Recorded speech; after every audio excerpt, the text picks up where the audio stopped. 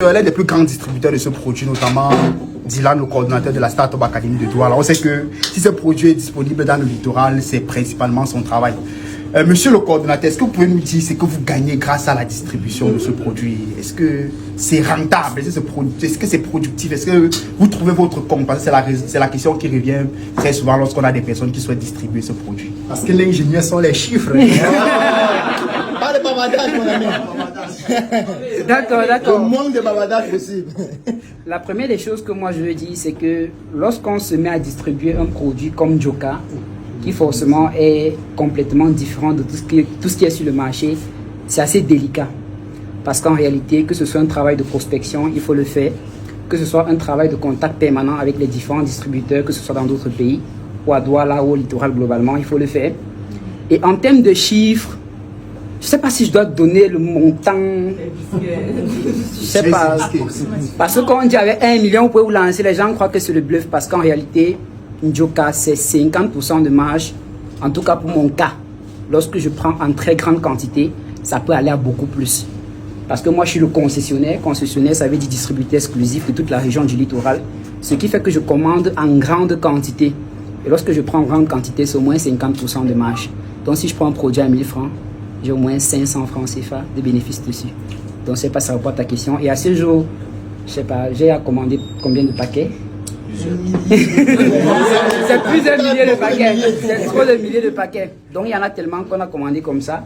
Et actuellement, on est en rupture de stock. Juste pour dire à quel point est-ce que, à chaque fois qu'on commande, quand ça arrive, les gens prennent. Il y a des personnes que je dois sur cette vidéo. Elles savent que je les dois, je sais où je les dois. Comment tu anticipes? Oui. Parce que je prends l'argent régulièrement, puisque si les personnes attendent que le produit arrive, ce qui se passe, c'est que quand il va arriver au siège, il n'en aura plus.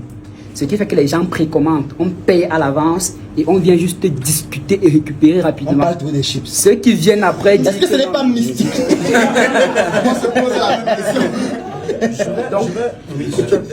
Vas-y. Je vais peut-être rebondir sur un quatrième élément qui m'échappait tout à l'heure et qui nous a permis en fait d'obtenir le prix. Peut-être il y a plusieurs personnes qui se disent que Joka aujourd'hui c'est uniquement la valeur perçue, alors c'est le rêve qu'on vend en ligne. Mais j'ai envie de dire, un des indicateurs ou alors un des éléments sur lesquels le jury s'est appuyé pour pouvoir nous remettre le prix, c'était effectivement le chiffre d'affaires. Et je tiens à rappeler que nous étions à la 4e édition et chaque édition va sur 2 ans. Donc vous savez que ça part de l'année 2021. Nous étions en train de compétir avec des entreprises qui opéraient ou alors qui existaient depuis 2021 à, je vais dire, à 2023. Nous sommes actuellement à 2023. Et vous allez sans doute imaginer qu'ils faisaient du chiffre. Si on les dépasse, je ne dis rien, ça veut dire qu'on produit du chiffre. Est-ce que ce n'est pas mystique? Parce que ma question reste, hein. On parle des chips, les gens réservent les chips. Oui. Ça veut dire on prend le plantain, les pluches, on met dans l'huile et quelqu'un paye 1 mois à l'avance pour manger les chips. Est-ce que ce n'est pas mystique? Bon, moi je ne vais pas dire que c'est mystique. Moi je vais le voir sur 2 ans. Déjà, vous avez l'habitude de le dire, tout est une question d'énergie. Et quand on parle aujourd'hui d'énergie, c'est toutes les personnes qui entourent le projet. Tout à l'heure, par exemple, j'ai parlé de la communauté, mais j'ai envie également de dire, même l'équipe même qui porte le projet et qui est de manière opérationnelle en train de développer le projet, parce que chacun y met du sien pour que, voilà, au final, on puisse avoir quelque chose d'excellent. Et aujourd'hui, c'est cette excellence-là qui est tout simplement vendue. Donc, il n'y a pas un truc de mystique. Ça, c'est le premier point. Le deuxième point, je dirais que c'est au niveau du positionnement que la marque Joka a voulu faire. Aujourd'hui, il y a des marques sur le marché, mais on a dit on va aller sur un segment qui sera le nôtre. Bon, c'est vrai qu'au départ, on a eu beaucoup de personnes qui ont dit qu'on ne devait pas s'en sortir, mais j'ai envie de dire, on a des personnes aujourd'hui de par le monde qui ont beaucoup d'argent et qui recherchent uniquement des produits de qualité. Peut-être ça viendra répondre à ça viendra en complémentarité avec le premier aspect que j'ai eu à soulever. Donc le positionnement qu'on a eu à adopter aujourd'hui permet de toucher certaines catégories qui recherchent des trucs de qualité. Et on se dit généralement que cette catégorie, elle est faible, mais j'ai envie de dire, de par la rupture de stock qu'on a au quotidien, ça, je peux vous garantir, elle est vraiment élevée. Et c'est cette population, si je peux appeler population cible aujourd'hui, qui fait la force de Joka au travers des différentes commandes qu'elle passe. Ok. J'aurais une autre question pour Dylan notamment, parce que je travaille notamment sur l'aspect des ventes et ça revient régulièrement où les gens vont te dire si je prends le produit, je ne sais pas comment je vais le vendre et tout. Et tout à l'heure, dans ton intervention, tu as parlé de la prospection, qu'un travail de prospection, surtout avec un produit comme celui-ci qui est nouveau sur le marché, c'est extrêmement important. Du coup, cette prospection-là, comment tu procèdes pour pouvoir le faire de façon optimale et efficace? D'accord. La prospection, elle va s'exercer globalement sur 2 angles. La première des choses, c'est qu'aujourd'hui, on a une très forte notoriété en ligne. Parce que, comme il le disait, c'est une question d'énergie. Donc, quand on parle d'énergie, il y a la communauté qui nous suit, il y a des personnes qui assistent à nos événements. Ce qui fait donc en ligne, non seulement on est très agressif, qui nous permet de générer des bases de données assez conséquentes pour prospecter des personnes, mais c'est également sur le terrain. Parce qu'un Njoka, par exemple, c'est un produit de luxe. Et avec ce positionnement, on ne prospecte pas comme au quartier ou comme à l'antiquité. Ce qui veut dire qu'on ne va pas prendre Njoka et se balader avec pour vendre. On ne va pas les proposer à n'importe qui, non. On va cibler des places cibles, on va cibler des supermarchés cibles. Par exemple, à Douala, lorsqu'on va à Douala, on va cibler qui? On va cibler par exemple Menou, qui est un grand supermarché qui a la capacité de pouvoir distribuer ceci. Parce qu'on sait qu'en ciblant ce type de personnes, ce type de profil, les gens qui partent faire leurs emplettes là-bas, ce sont des personnes qui ont de moyens. Ce sont des personnes, comme le docteur dit, lorsqu'elles entrent, elles ne regardent pas forcément les prix. Elles prennent et disent le total ça fait combien et elles payent directement. Donc ce travail de ciblage-là, il est fait chaque jour de façon continue. Et une fois qu'on a ciblé les personnes, on va les prospecter et leur expliquer le processus de vente. Parce que lorsqu'on a un produit comme Njoka, il ne va pas se vendre comme les autres. La première des choses, c'est qu'il aura un positionnement obligatoirement debout et en haut sur tous les comptoirs. Njoka, ce n'est pas un produit qu'on met en bas. Njoka se met en haut, c'est une exigence. Parce que la petite précision que je vais faire, c'est qu'il y a des supermarchés qui nous contactent expressément pour distribuer Njoka. Ce n'est pas nous qui partons vers eux. Mais c'est eux qui viennent plutôt vers nous pour distribuer Njoka. Ce qui fait qu'avec ce type de demande-là, on peut avoir ces exigences et forcément, elles ont l'obligation de les satisfaire si elles veulent distribuer Njoka. Parce qu'aujourd'hui, lorsqu'on demande Njoka est disponible ou le fait que Njoka soit disponible chez toi, c'est, j'ai envie de dire, c'est un honneur. C'est un honneur pour le supermarché de distribuer Njoka. C'est une grâce. Parce que tu as des personnes qui vont chercher. Ce n'est pas finalement Alléluia. une religion.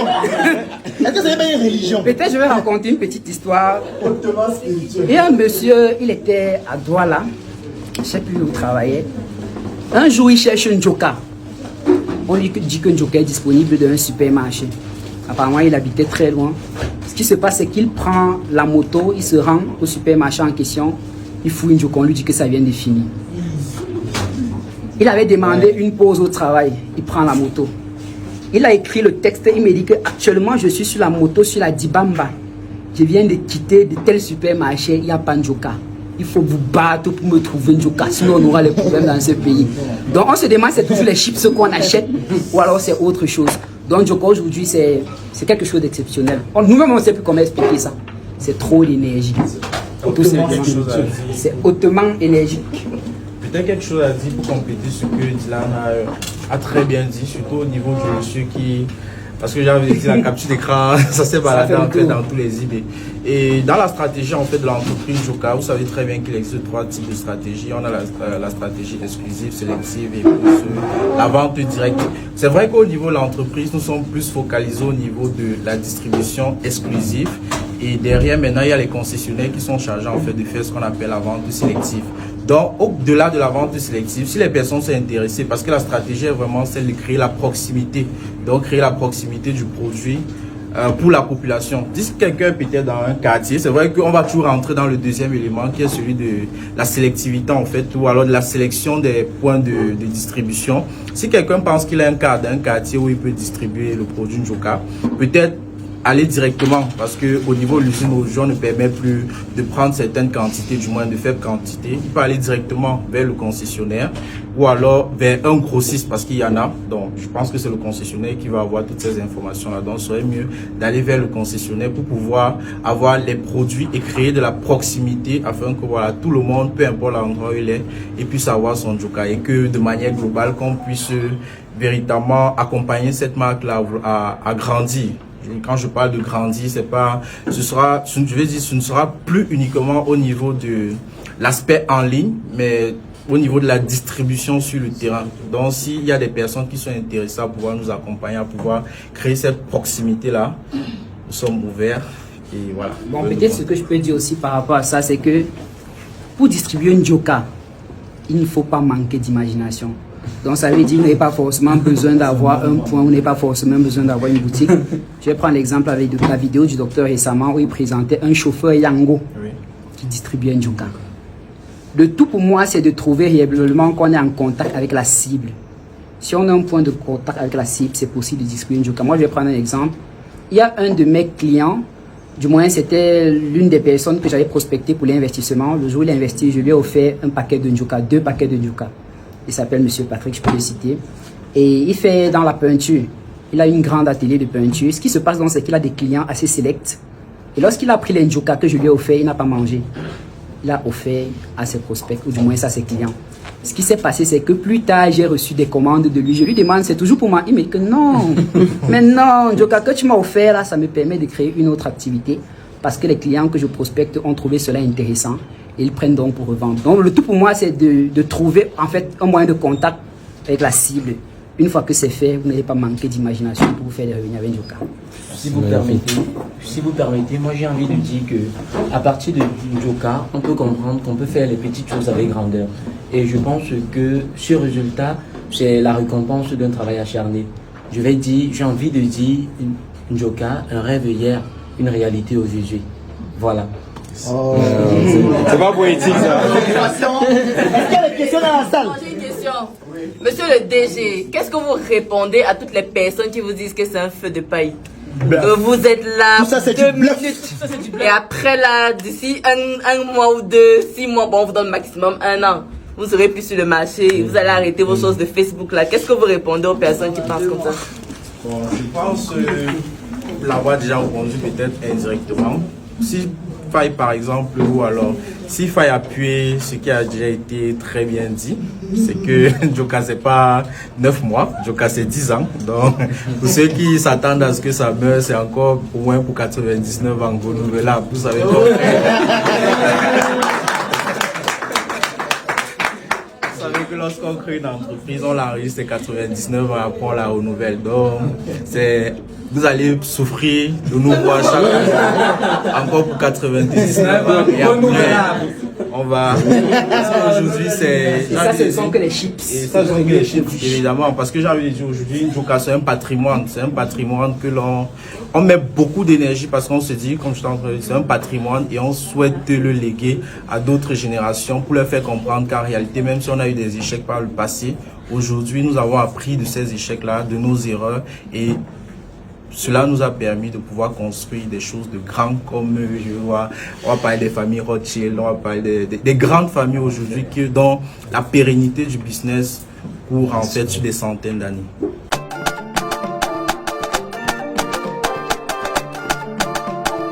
Moves on the track.